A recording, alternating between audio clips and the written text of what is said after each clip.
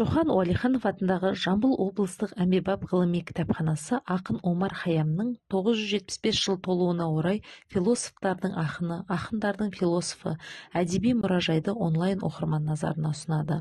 Омар Хайям 1948 жылы Хорасанның Нишапур қаласында дүниеге келген, әрі сонда қайтыс болған.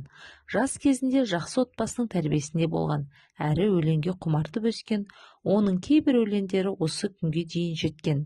Нишапурда жұмыс атқарған кезінде сол кездегі оқымыстылармен бірлесіп, сол замандағы күнтізбелерге өзгерістер енгізген.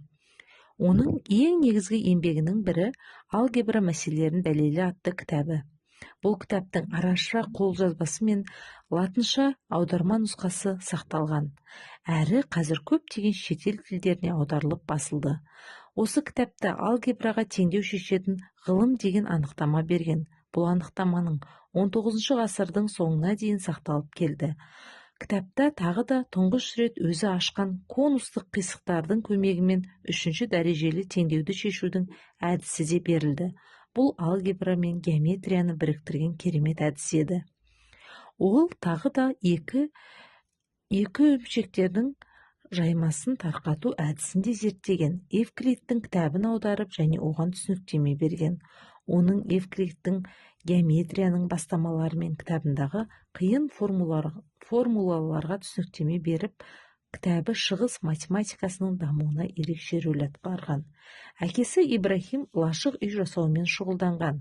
Хайям осы кәсіпке байланысты туған атау ғұмыры Балх, Самарқанд, Мерв, Ихсан қалаларында өткен. Әйгілі ғұламалардан дәріс алып, Аристотель мен Ибн Синаның философиялық көзқарастарын қолданған. Ақын өлеңдерінде махаббатты жырлау арқылы метафоралық терең ой тұжырымдамаларын көзге ілген. Оның өлеңдерін ақиқатқа талпыныс, тіршіліктің мәнін парақтау мен енжарлықты, екіжүзділікті, әжуалықты сарыны байқалады.